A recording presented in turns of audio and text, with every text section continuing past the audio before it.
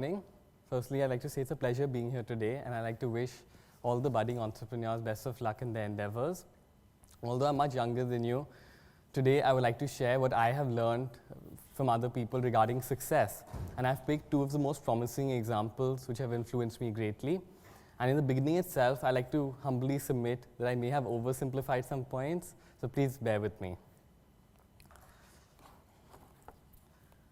Okay, so the first insights I've drawn are from Malcolm Gladwell, who many of you may recognize as the author of many best-selling books. And the second is from Peter Kaufman, who's a leading businessman and who I had the privilege of meeting last year in Los Angeles. And talking to him taught me a lot about philosophy and human behavior and gave me a different perspective on the world. So in my first segment, I will be drawing from Malcolm Gladwell's book, Outliers, where he profiles and analyzes extraordinary success. Now, this is perhaps the most important learning we all need to internalize. Conventional wisdom suggests that innate talent is the real key to success. That is why we all strive for better grades. We look at IQ scores. We are all in awe of talent and intelligence. We say that Steve Jobs was so talented, Sachin Tendulkar was so talented, Bill Gates is so talented. However, may I submit that these are grossly misleading and incorrect statements. I would like to offer the following steps to extraordinary achievement. Now, in contrast to the steps on the left, the chart on the right shows that the starting point to extraordinary success is not any great intelligence or any great innate ability. In fact, the most successful people are not necessarily the most talented. They only have a slightly superior ability, which is not necessarily God-given and can be circumstantial. The most successful people actually develop this slightly superior intelligence or ability into a big tangible advantage through working hard and pursuing the opportunities that are presented to them. From the outside world, we may look at it and say, wow, how talented. What looks like innate talent to the outside world is actually developed talent due to hours and hours of practice.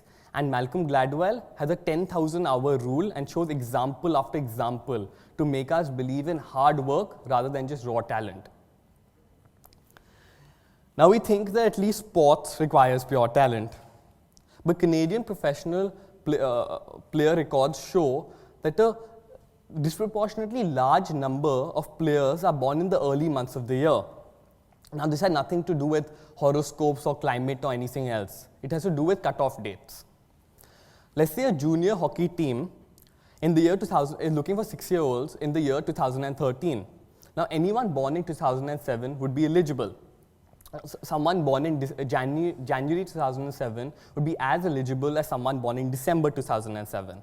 Now, this is where things get interesting.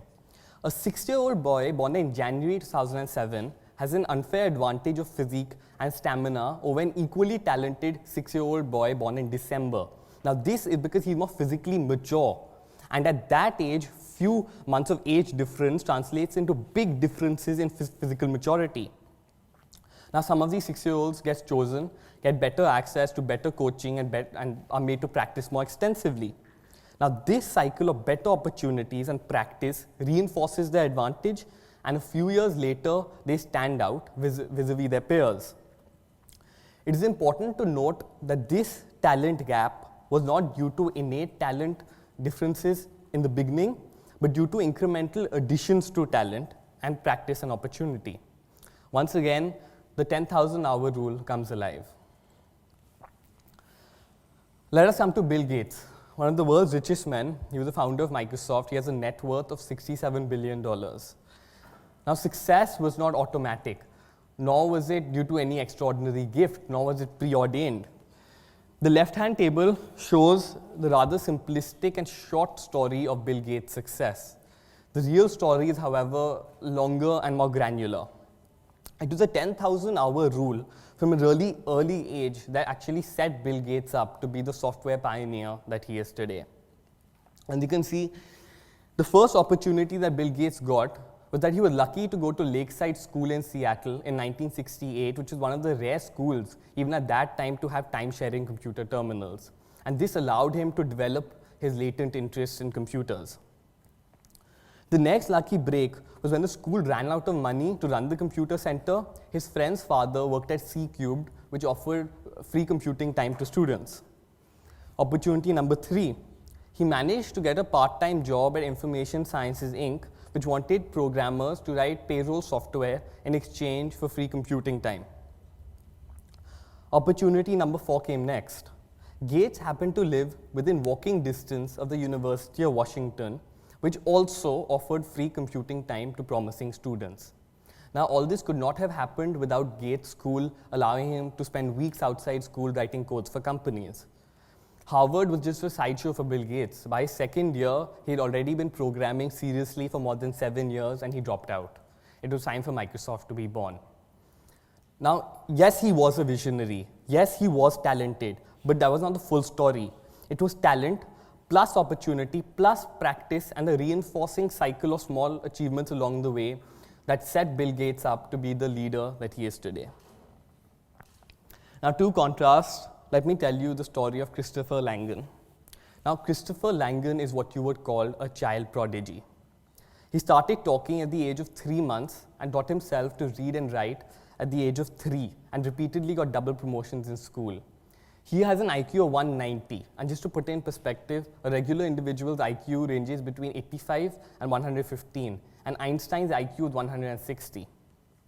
Now, if one were to predict his future, one would have voted him in the top 10% undoubtedly. But he was mediocre for a large proportion of his adult life, and here is a shocking story. He dropped out of college twice, not because he had bad grades, but because he could not handle simple things. For example, rectifying errors in his scholarship form, or changing the time of his classes to suit his constraints. He became a blue-collar worker and did odd jobs for most of his adult life. Informally, today, he is the father of the cognitive theoretical model of the universe, a synthesis of physics, philosophy, and mathematics, a well-regarded concepts to experts who have studied his research, however unpublished because he had no academic credibility. He did have intellect, but he did not get enough opportunities, or he could not capitalize on the ones he got. And this is sad but true for many people around the world. For my second segment, I would like to talk about Peter Kaufman, who is, apart from being a very successful businessman, is also the author of a very well-regarded book called Poor Charlie's Almanac. Now, while the world knows about Warren Buffett, few people know about his fellow billionaire, partner, and alter ego, Charlie Munger. I'd like to just share a small joke, but when there was an interview, and a shareholder asked Charlie Munger, what happens when Warren Buffett and you disagree? Buffett interrupted and replied, I eventually agree with Munger because I'm smart and I know that he's right. I spent the most insightful hours with Peter Kaufman in his office last year, and meeting him taught me a lot. A simple question we all often address in our minds is, what is the relationship between knowledge and quality of decision making? Now, we don't have time to actually run this experiment, but when surveyed, most people give an embarrassingly wrong answer. They said as knowledge increases, quality of decision making also increases. However, experts have found the following. Now, most people would expect the line to go straight up. However, statistics show that there's a trough and a plateau. Little knowledge gives us more confidence than actual knowledge, therefore quality of decision making actually falls. And we see this all around us. For example, quack doctors have some knowledge, but not enough to be a real doctor. Young graduates, when facing real-world problems, often fail to address them correctly because their knowledge may be superficial or they may not be able to integrate all their thoughts at once. In a famous experiment called the desert survival exercise, groups of 5 people were given limited material things and given the task to survive in the desert for 1 day. Now, groups which had a so-called expert actually did much worse than the groups which acknowledged their ignorance and everyone chipped in consciously to evaluate what may be the best solution. The point here is that we have to understand our limitations, we have to seek external input if we don't have access to experts, and we have to understand that what we may consider the right or the wrong solution may not be absolutely right or wrong. Now, whether we realize it or not, just like in physics, Newton's third law of motion works automatically even in human affairs. perhaps the action and reaction law should be the first law of human behavior. Peter Kaufman says that our focus on hyper-efficiency has negative impacts because it makes people vulnerable and insecure. Human nature is such that employees start working for their own benefit rather than the company's benefit, often by hoarding information. Companies like Glenair or Berkshire Hathaway run vast corporate empires by using old world values such as dignity and respect and loyalty. They create an inviting and productive work atmosphere. Higher costs are therefore adequately compensated for by higher morale or higher productivity. And this is not a soft, romantic or utopian idea, it's a hard-headed business strategy. Let's move on to aerodynamics. Now this motorcycle, however odd it may look, is actually the fastest motorcycle in the world, capable of 200 miles per hour on real tracks. The driver in this picture is Bill Warner, the US champion who actually passed away earlier last year. Now common sense would tell us that this is probably not the best engineering design because this is a heavy motorcycle. However, it actually is. Aerodynamic efficiency is measured by aspect ratio and Reynolds number. And these characteristics are so much superior in this motorcycle that they compensate for the extra weight. Similarly, Peter Kaufman would suggest that organizations can easily afford to be slightly heavier by design if it means they can be more dynamic, meaning providing better services or being more efficient. Now, to conclude, I would like to share the most profound thing that Peter Kaufman told me.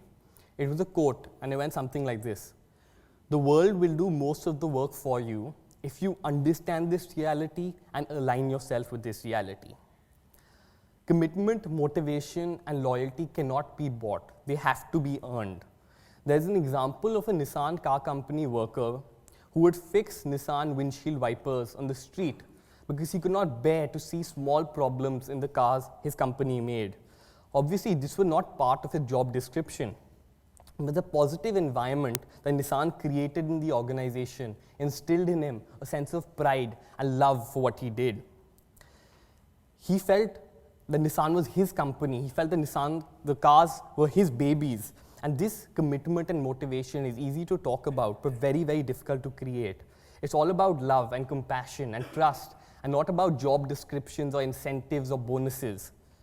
And these environments are so profoundly different that they not only induce pride and happiness, but they're also more productive and efficient.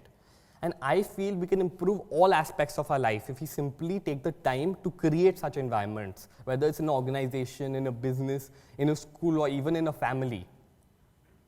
So this brings me to the end of my presentation. I'd like to thank you for listening to me and giving me the opportunity to share what I have learned regarding success. And I would welcome any questions, or I'll be available later today to answer any questions you may have.